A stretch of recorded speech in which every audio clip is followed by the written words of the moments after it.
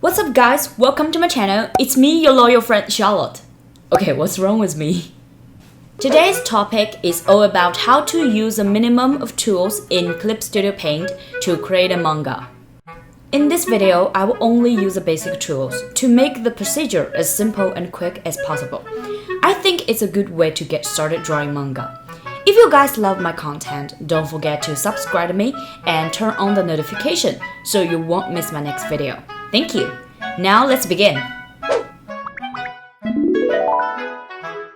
This is today's paradigm, which is a side story about two main characters of my manga, which is a simple pattern of manga. I usually just draw it for fun. My manga is published on Webtoon and Tapas currently. If you guys have interest in it, don't forget to click the link in the description below. First, create a new canvas. Thanks to CSP creators, now there are some nice default settings of canvas size for Webtoon. I usually just keep it and only change the number of pages. There is a template option for you to select if you need to. So many choices for different demands. I customize a template just like that, with some basic folders that I'm gonna use. Dialog frame border indication, because sometimes I work with my assistant, and I have to tell her my requests. Background, character, rough sketch, and the end, color. Then you register this material in a template. Don't forget to name it so you can find it easily.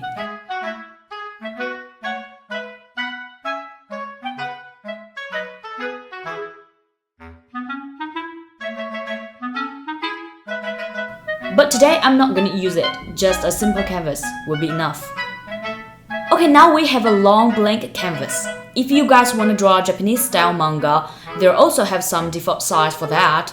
The principles are the same. You can choose that if you need to.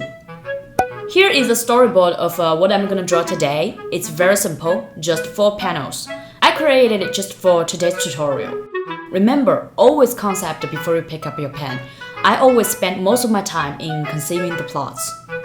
Because one of my characters is an angel, it's already unusual, so I want the scene to look more daily, just like a vicious monster is taking care of a baby, kind of thing like that.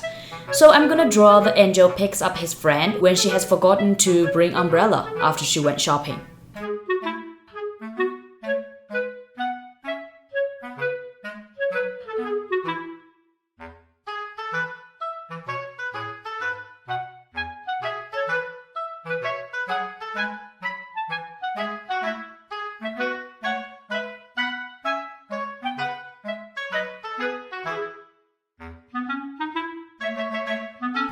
First part, frame border.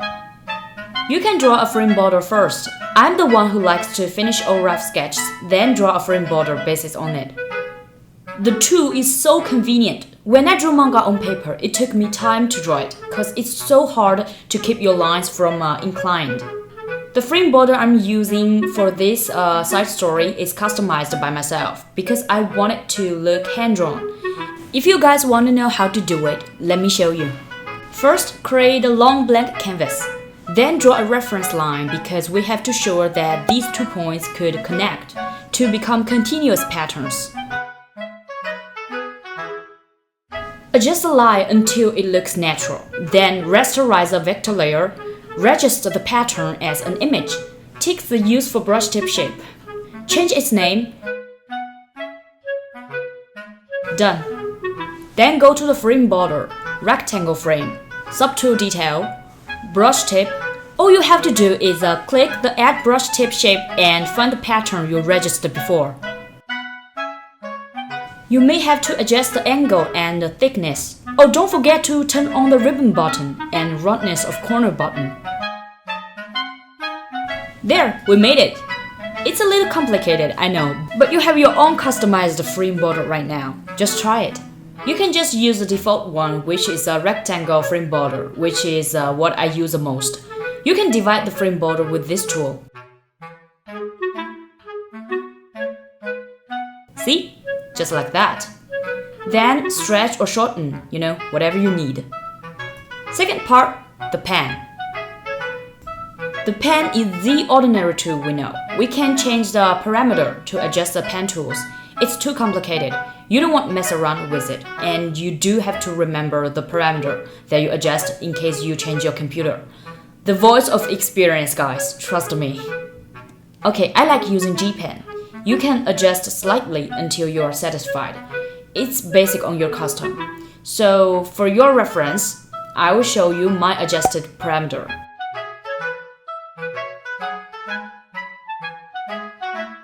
And don't forget to adjust pen pressure then.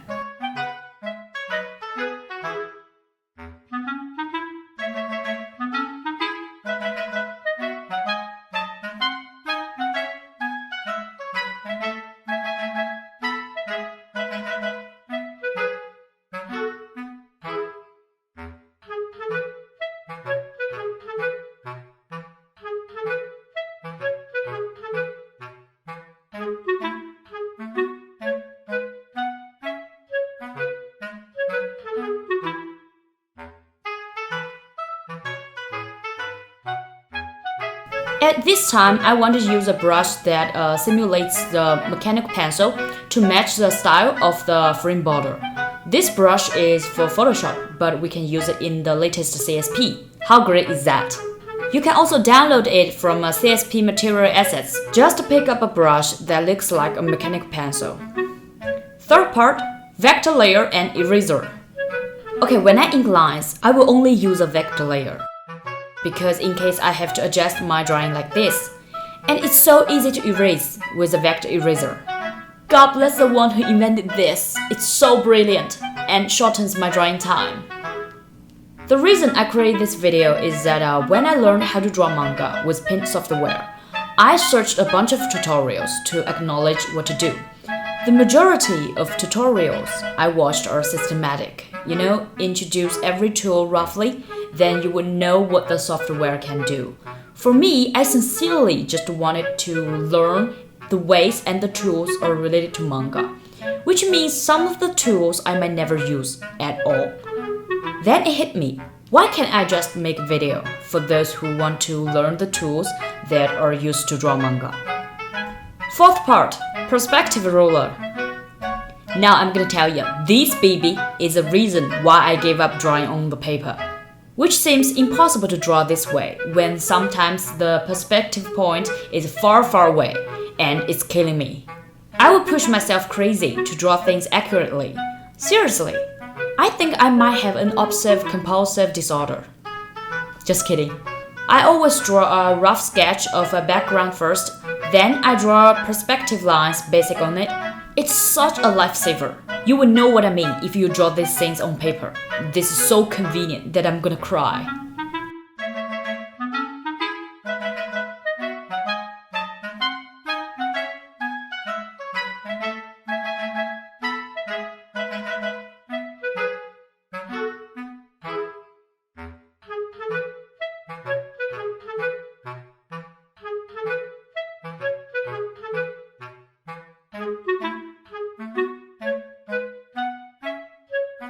Fifth part, Dialog Box. The tool is as simple as a pen, just click and use it. But you have to download lots of fonts for different occasions. You can also customize it. The way is the same as customizing frame border. You could change the color of the line or the color of the inner. You can also use these dialog boxes for mental activities. Adjust the length or lines gap for your needs. Just try and have fun with it. Sixth part, focus lines and digital screen tone. For example, in this scene, we need some focus lines to show this character is nervous. There are some regular ones. Find the center, then drag. See, done. Super simple. This one called burst, like burst to flame. I don't know, I haven't used it yet. Whoa, I definitely gonna use it in some really intense scenes. And there are some streamlines for multiple scenes, such as gloomy or action scenes, like a run or fall or something.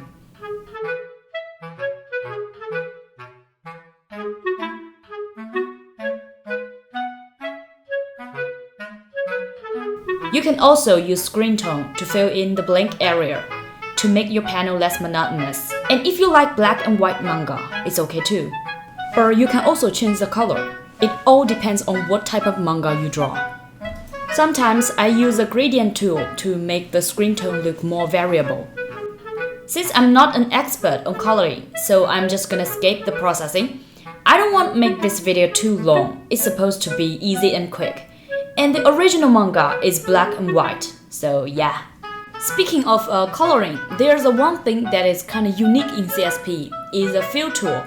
In some other paint software, you might find out that you have to draw a hermetic figure to use a fill tool to make sure that the color won't be overflowed.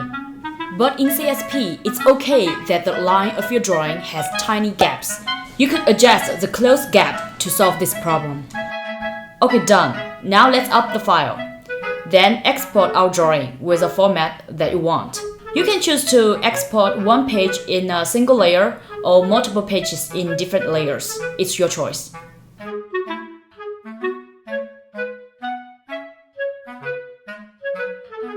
Now let's take a good look at our page.